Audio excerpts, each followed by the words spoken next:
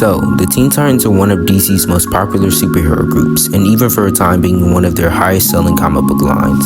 This was probably due to the fact that they were a younger group of characters and more relatable, or it was probably because of Starfire. Today, I'm not going to be looking at the comic book versions of the characters, but instead the 2003 adaptation of them. So, let's get to it. What made this adaptation of the Teen Titans so great? Starting off, what made part of the show so great was its ability to capture comedy while also having relatable stories for each of the characters.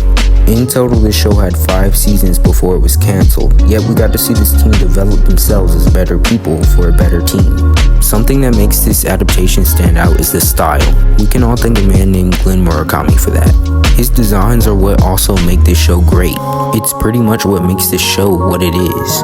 Well, it's that plus the writers and the animators as well. But I find these characters' designs really fitting for the characters. One really great thing about the earlier designs of Cyborg is that he looks like his 80s counterpart. I find that really cool, but I don't know what they were thinking about Beast Boy's design. I'm fine with the one we know and love. With this show having 5 seasons, it would make sense that they would have team-ups with certain characters. These characters would either learn an important lesson to help themselves develop as better heroes, while also having the main cast of characters learn a lesson as well, or they would later be used for other team-up events. Kid Flash, fastest boy alive. Are you supposed to be a good guy or something? One of the best. The characters that appear in this show are characters like Speedy. He's basically a look-alike of Robin, but with some differences, of course. For those wondering, he's the sidekick of Green Arrow. Another character that appears is Aqualad.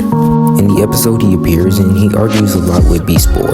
This character is the sidekick of Aquaman. One of my favorite appearances comes from Kid Flash. He's one of the characters that gets his own episode, and he's just a blast to watch. He also managed to raise up one of the villains named Jinx. I really do wish we got to see more of their relationship, but it was cancelled. In the comics though, we do get to see them get together. There are more characters that appear, but I just chose the ones that are part of the OG Teen Titans. Every superhero show has its villains. Some villains tend to leave an everlasting impression on its characters and viewers. None of the other villains could ever come close to one of the more menacing villains known as Slade.